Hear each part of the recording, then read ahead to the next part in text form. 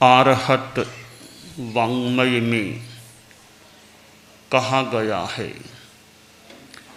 अह पंचहिम ठाणेहिम जेहिम शिक्षा न लभ्भै थम्भा कोहा पमा ईणम रोगेणालस्य एणये। हमारे आत्महित के लिए ज्ञान का बहुत महत्व है। सज ज्ञान प्राप्त हो जाए, जीवन कल्याण का बोध प्राप्त हो जाए, आत्म कल्याण का संबोध प्राप्त हो जाए और सम्यक ज्ञान के अनुसार हमारा आचरण हो जाए तो हमारी आत्मा मुक्ति की दिशा में अग्रसर हो सकती है। ज्ञान एक ऐसा तत्व है जिससे क्या करणीय है और क्या अकरणीय है इसकी जानकारी प्राप्त हो सकती है। और ज्ञान की बातों में मन लग जाता है और ज्ञान भी वो धार्मिक आध्यात्मिक ज्ञान, इसमें मन निमग्न हो जाता है तो उससे चेतना आत्मा की शुद्धि भी हो सकती है, शुद्धि रह सकती है। सत्संगत का महत्व बताया जाता है कि सत्संगत से सद्ज्ञान मिले। सद्ज्ञान, साधु ज्ञानी त्यागी पुरुष हैं, उनसे ज्ञान मिल सकता है और साधु की एक एक बात कल्याणकारिणी हो सकती है। साधु जो स्वयं परिवार घर छोड़ चुके हैं, संन्यास का जीवन स्वीकार कर लिया है और संबंधों को भी मानो छोड़ दिया है, यह मेरी माँ, यह मेरा भाई, यह मेरा पिता, यह चाचा, मेरा मामा, इस प्रकार की भाषा को भी छोड़ दे कि मेरा मामा, मेरा चाचा, मेरा बाबा, मेरा नहीं है, तो वो संसार पक्ष की बात है।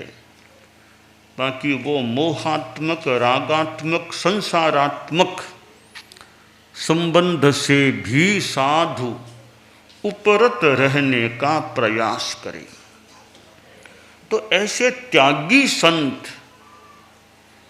संस्कृत में कहा गया है, कांता कांचन चक्रेषु भ्राम्यति भुवनत्रयम् तासु तेषु विरक्तो यः द्वितीयः परमेश्वरः स साधुः सद्भिरुच्यते।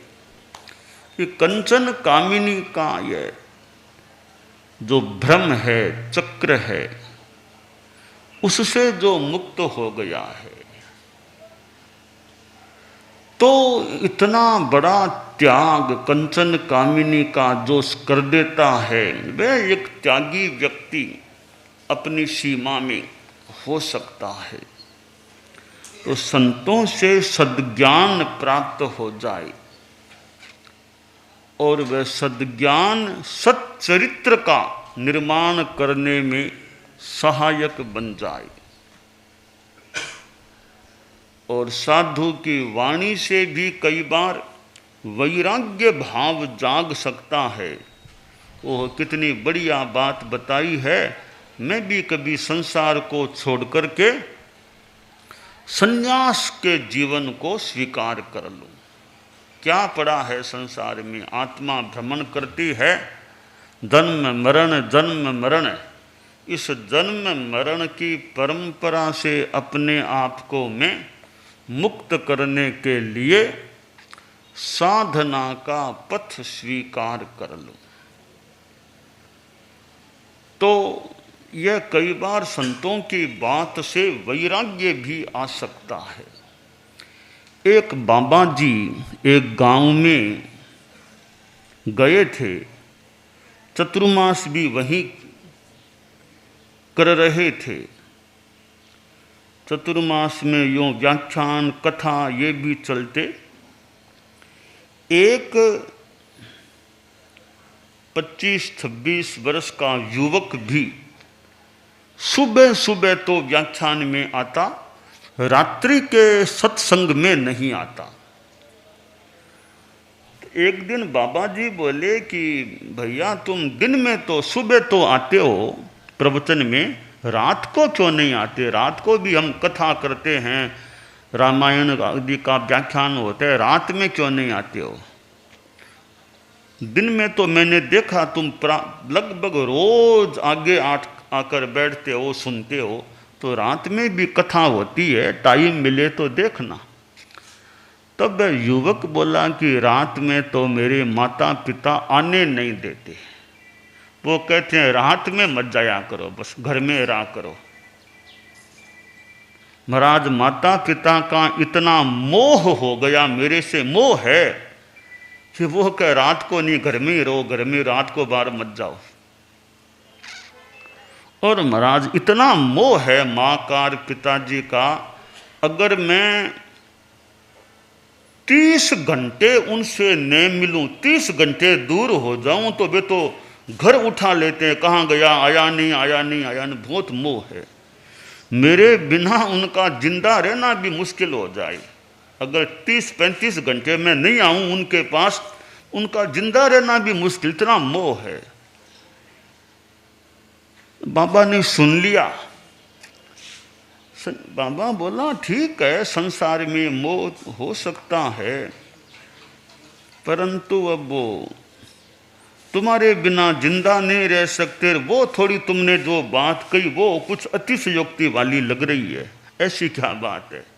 तो महाराज नहीं, मैं कह रहा हूँ ना आपको। तो बाबा ने कहा मैं एक प्रयोग तुमको बताऊं परीक्षा के लिए कि कौन जिंदा रहता है कौन नहीं रहता है, मैं प्रयोग करूं। तो बताओ। एक पूरा प्राणायाम का उसको प्रयोग सिखा दिया, कैसे श्वास को रोक लेना, एक ऐसा प्रयोग सिखा दिया। पौन घंटा भी श्वास को रोक के रख जाए। आचार्य भिक्षु की बात आती है कि 2 घड़ी तो मैं श्वास रोक करके रह जाऊँ, ये बात बड़ी महत्वपूर्ण है, 2 घड़ी श्वास रोक कर रहने की। क्या पता उनकी कोई सहज वाणी थी, कोई उनका ऐसा प्रयोग साधा हुआ था कि 2 घड़ी श्वास रोक करके रह जाएं, या ऐसे ही एक बात फरमाई। जो भी, यहाँ बाबा ने एक प्रयोग सिखा दिया श्वास रोकने का, पौन घंटा, सवा घंटा श्वास रोक करके रह सके। वो सीख लिया, अच्छी तरह अभ्यास हो गया। अब सारी बात बता दी, ऐसे ऐसे तुम्हें करना है, ठीक है। 2-4 दिन के बाद वह युवक था, वो घर में, पिता तो बाहर गया हुआ था दुकान में, और में वो युवक बोला माँ से कि माँ थोड़ा ठीक नहीं लग रहा है, थोड़ा पेट दुख रहा है और ठीक नहीं है, कुछ दर्द हो रहा है। तो माँ ने कहा तुम खटिया पर सो जा, मैं कोई वैद्य को बुला के ला रही हूँ। वो लड़का सो गया, युवक। माँ कोई थोड़ी दूर पर कोई वैद्य जी रहते थे, उनके वहाँ गई का वैद्य जी घर आओ, मेरे बेटे के ठीक नहीं है। तो वैद्य जी अपना थोड़ा देखने का और का वो यंत्र वगैरह बीपी मापने का आदि का लेकर के आए। वो आए तब तक आधा घंटा करीब बीत गया था। आके थोड़ा देखा तो श्वास तो आ नहीं रहा था, श्वास उसने प्रयोग कर लिया, वो प्राणायाम, श्वास आ नहीं रहा था। तो वैद्य जी ने थोड़ा हक्के बक्के से रह गए, वैद्य जी यहाँ थोड़े दूर हो गए ना। माँ बोली वैद्य जी कैसे है आप, देखो कोई दवाई बताओ, कोई पेट दुखने की बात वो कह रहा था। तो वैद्य जी बोले क्या बताऊं, तो काम पूरा हो गया इसका, तो श्वास बंद है, सब ठीक। बेचारी माँ तो घबरा गई, तत्काल उसके पिता को बुलाया और भी जो आस पड़ोस के लोग थे, भाई चाचा बाबा, उनको भी कहा, वो सब आ गए, भी देखा भी के जवान लड़का यूँ कि थोड़ा सा पेट दुखा का थोड़ी देर में किया हो गया। उसको नीचे लिटा दिया आंगन में बॉडी को। परिवार के लोग आसपास बैठ गए, रोना धोना शुरू हो गया कि जवान बेटा चला गया, एक ही बेटा था वो ही चला गया। इतने में वो बाबा जी थे, सारी योजना बनी हुई थी, सारी योजना तय थी कैसे क्या होना है। वो बाबा जी भी कोई वो भिक्षा के लिए वो पात्र हाथ में लेकर इधर आए, तो गली में से आते इस घर में भी घुसे। माँ ने देखा रे बाबा जी वही हैं जो मेरा बेटा जाया करता है रोज। माँ बोली बाबा जी बहुत बुरा हो गया। क्या हुआ कि आपका भगत जो रोज सुबह आपकी कथा में जाने वाला आज दोपहर में बोला कि पेट दुख रहा है, मैं वैद्य जी को लाने गई, इसका तो वाह यह स्थिति बन गई। तो बाबा जी भी बैठे, एक कुर्सी पर बैठ गए, उसको देखने लगे। उसका पिता बोला महाराज आप तो बाबा सन्यासी, कोई विद्या आप अगर जानते हो, कोई मंत्र तंत्र यंत्र को कुछ भी, मेरे बेटे को आप जिंदा कर दो। आप लोग साधु लोग हैं, कोई सिद्धि कोई जानते हो, जड़ी बूटी कुछ भी आपकी जानकारी में हो, अगर इतनी कृपा करो। आपका भक्त है, ये तो आपका बड़ा भक्त था, रोज आपके पास कथा में जाने वाला, इसको बैठा कर दो। तो बाबा ने कहा एक गिलास पानी लाओ। तो वो माँ उठी, वो एक गिलास भरकर पानी का लाके रख दिया। बाबा ने एक झोला पास में था, उसमें से एक पुड़िया निकाला। पुड़िये में कोई दवाई होती है, वैसे कोई काली काली सी कोई चूर्ण सा था। बाबा ने वो गिलास के पानी में मिला दिया, थोड़ा पाठ वगैरह कुछ किया। फिर बाबा उस लड़के के पिता से बोला कि सेठ साहब उम्र कितनी आई है? बोला महाराज 80 पार कर चुका हूँ, कुछ दिनों पहले 80 पार किया है। तो कहा सेठ साहब 80 तो आ ही गए, ये पानी आप पी लो। आप पानी पी लोगे, देखो माफ करना आपको तो सोना पड़ेगा, बेटा बैठ जाएगा, बेटा बैठ जाएगा। तब वो बाप थोड़ा सा सहमा कि बाप जी ये मानी मैं तो पानी नहीं पी सकता। कहा सेठ साहब 80 आ गए, आखिर एक दिन तो होता ये तो। कि बाप जी कुछ नहीं है, दुकान मैं देखता हूँ और सारा घर का मैं संभालता हूँ, मैं चला गया तो पीछे दुकान कौन संभालेगा, आप ये पानी दूर ही रखो, मैं तो नहीं। ठीक है। तो सेठ वो बाबा जी, वो माता जी बैठी थी कि माँ जी बोलो हिम्मत, या पानी पी लो। कि बाप जी वो घर को तो मैं संभालती हूँ ना, मैं चली गई पीछे, बीननी तो अभी छोटी है नहीं है, घर का सारा मैं जानती हूँ, तो मैं तो घर को संभालनी, मैं ये पानी नहीं पी सकती। तो और जो आसपास के वो लोग थे, चाचा मामा भती, वो सब तो वहाँ से एक एक करके जाने लग गए कि या तो यह बात हो रही है, या तो जाने लग गए। तो यूं फिर और लोग तो लगभग सारे गए, वो मार वो पिता ऐसे 2 4 5 कोई बैठे थे। तब वो पिता था वो थोड़ा आगे आया, बोला बाप जी महाराज एक बात कह दूं। बोलो सेठ साहब।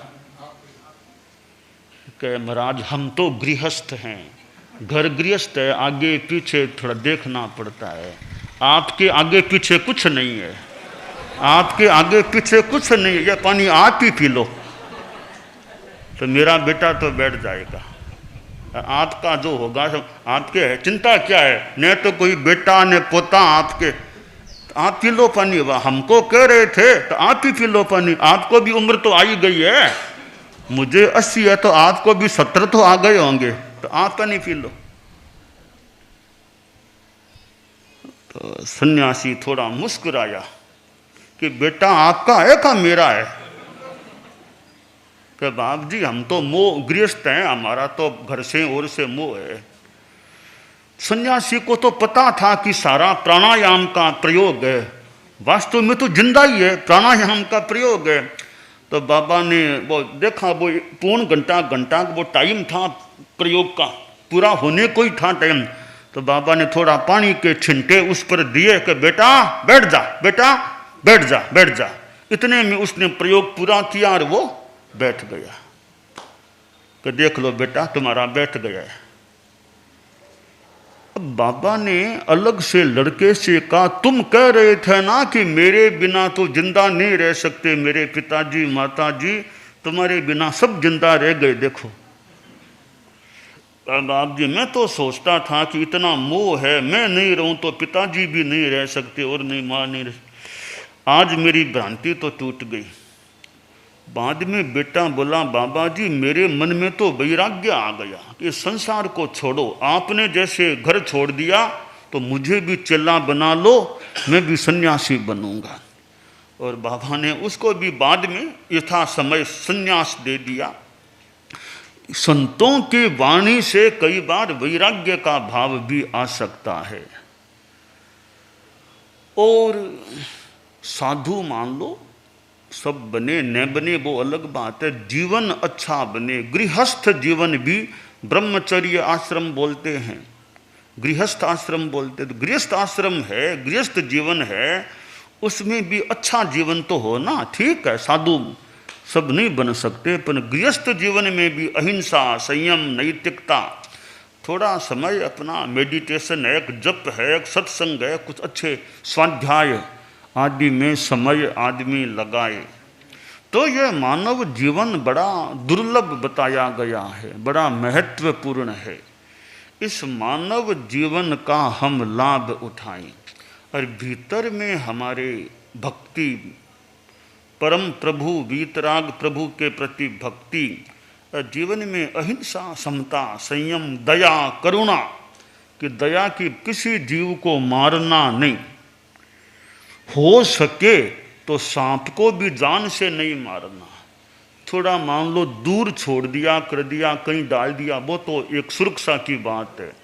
जान से मारना, जहां तक संभव हो सके प्राणी को जान से मारने का प्रयास नहीं करना चाहिए। हमारे प्राण है तो उसके भी प्राण है, हमें जीवन प्रिय है तो उसको भी जीवन प्रिय हो सकता है। तो जहाँ तक संभव हो सके कि बिना मारे भी काम चल सकता है।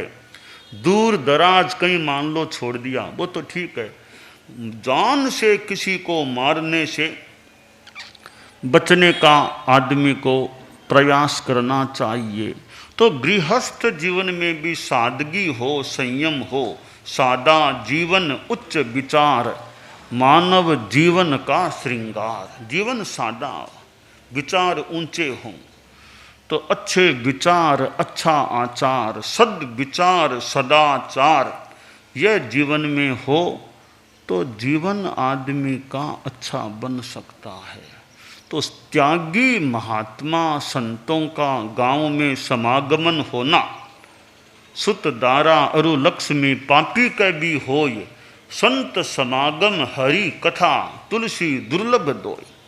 तो संतों का समागम होना, हरि भगवान कह दें, धर्म की कथा होना, यह बहुत अच्छी बात है। दुर्लभ कहा गया है, बहुत अच्छी बात है। तो परम पूज्य आचार्य श्री तुलसी ने अनुव्रत की बात बताई, छोटे छोटे नियम, अच्छे नियम। आचार्य श्री महाप्रज्ञ जी प्रेक्षा ध्यान कराते, स्थिर होकर के ध्यान करना, ध्यान लगाना। तो ये जीवन में त्याग, संयम, इधर अध्यात्म की साधना चले तो जीवन कितना अच्छा बन सकता है। और समय तो बीत रहा है, हम सजग बने, जागरूक बने। जैसा कि कहा गया, सजग बनो बीती जा रही घड़ी, सजग बनो बीती जा रही घड़ी।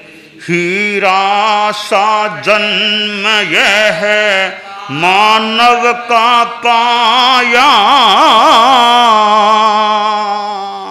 हीरा सा जन्म यह है मानव का पाया, सुंदर है काया और पास में है माया, हाँ पास में है।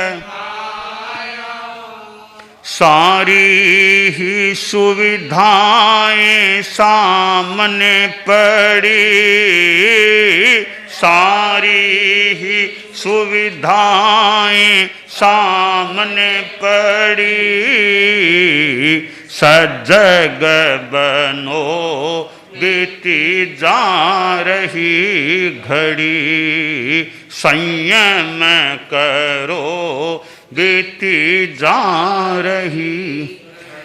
वैभव है नासमान क्यों इसमें फूले,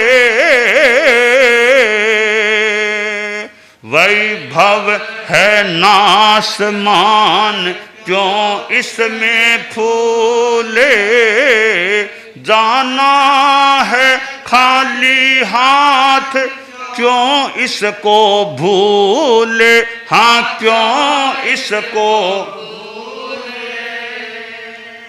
रहना सचेत मौत सिर पर खड़ी, रहना सचेत मौत सिर पर खड़ी, सजग बनो बीती जा रही घड़ी, संयम करो बीती जा, भजन करो बीती जा रही घड़ी। तो समय तो बीत रहा है, घड़ी बीत रही है। जितना मनुष्य जीवन में पाप से बचना और धर्म करना, इन दो बातों पर हम ध्यान देकर अच्छा आचरण करें, यह हमारे लिए कल्याण की बात हो सकती है। दानान सिद्धम अभयपयानम सच्चे सुया अणवज्जं वयन्ति, तवेषु या उत्तम बंभचेरम लोगुत्तमे समणे नाय पुत्र।